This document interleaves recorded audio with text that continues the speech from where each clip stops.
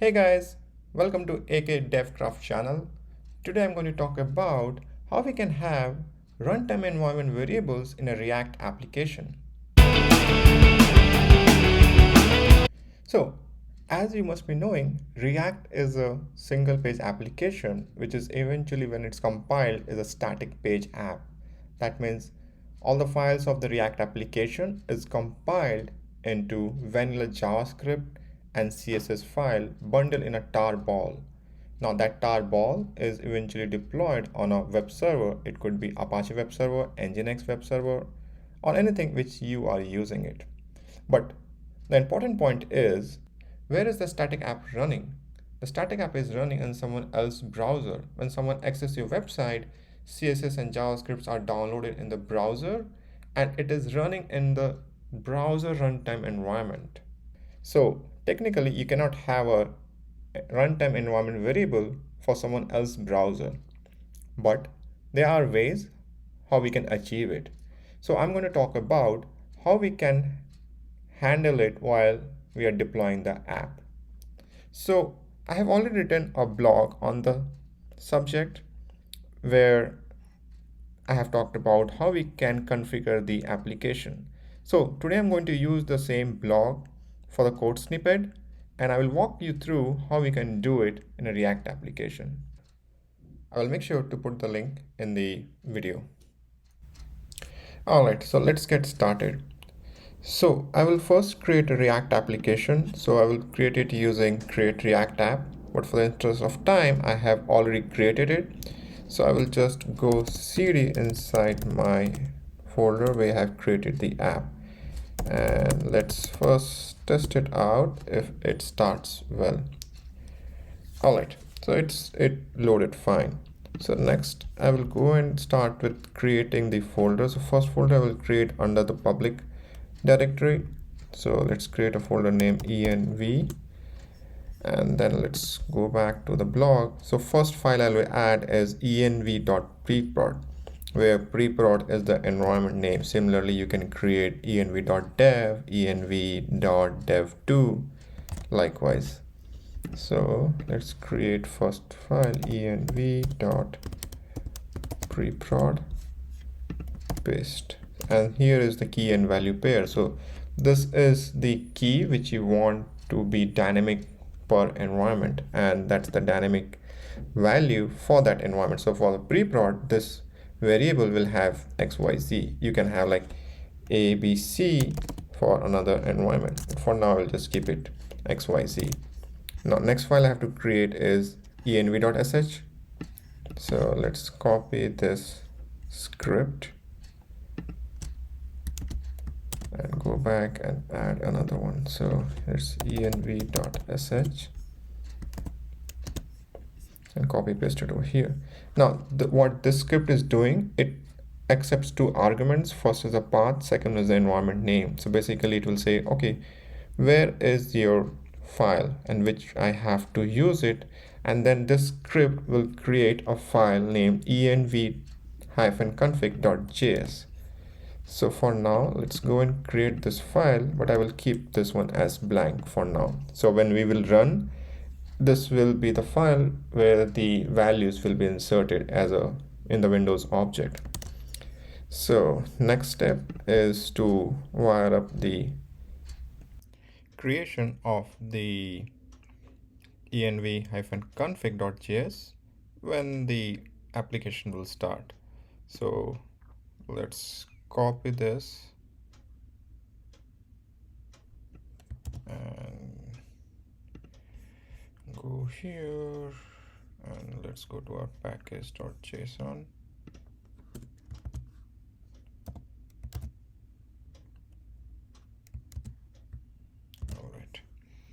So basically in this script, we are saying provide the executable permission and run the env.sh, passing the folder and the environment. So basically it will go in the public directory under env directory, and it will go and run this one.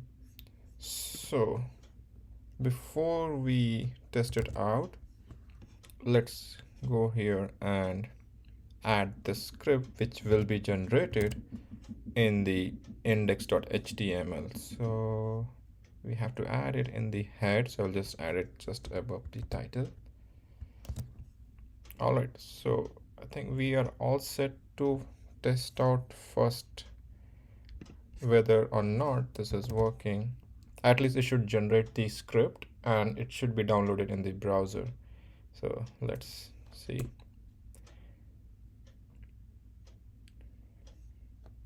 All right, it started well. Let's go and inspect. Let me close this. And in the network, let me reload. And yep, this one came. So if you see, right, same key value pair has been converted in a JavaScript object and went inside env-config. Now, if we go back to the file which I created as empty, now has the content which was generated via env.sh. Now let's go and move to the main part, how we use it. So let's copy this snippet, and first I will show how we can do it. So it doesn't have a scope of React that only React app I can use it. Yeah, I can use it in a plain vanilla JavaScript, or I can use in React applications, irrespective of where I'm using it. So I'll put a variable. Let's wrap around. Oops, not that. So I've created a variable here which is actually reading the value from the Windows object underscore env underscore. If you see, it depends upon which variable is present. So in the environment which I'm running, either of those two values will be present, either the prod key or the pre-prod key. So right now, if I go back to env-config, you see there's only prod key is there. So eventually we'll get the prod key, and let's use that value. So let me copy this, and then I'll just keep it outside of here. So say this. All right, now let's go and try out. Let's kill and restart. Oh, and now you see it, right? So this value is now getting printed for the pre-prod right from here. And if I go, it still has the value. So that's the value how it started coming. So if I change a different environment, it will eventually get a new value. So let's see. Now if I, let's say, create another file, we'll say env.dev,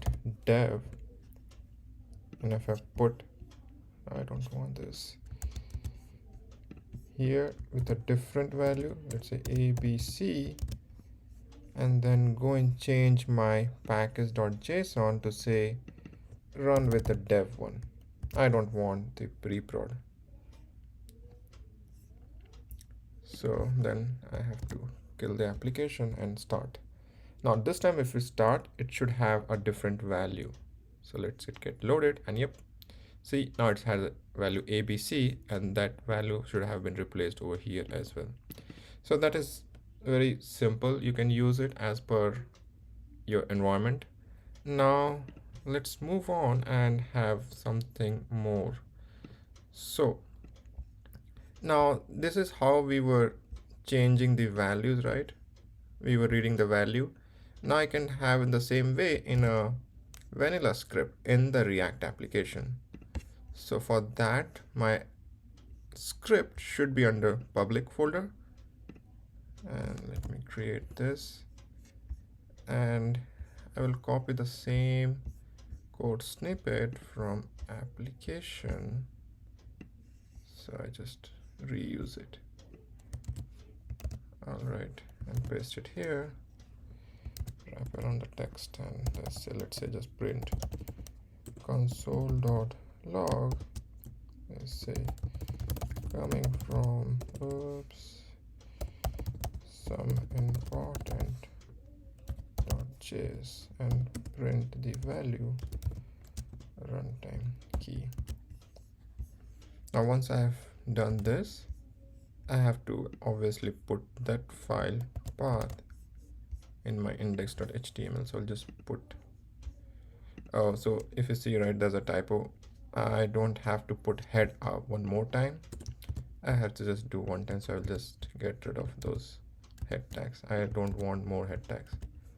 So when you copy paste, make sure you're just copying the script part of it.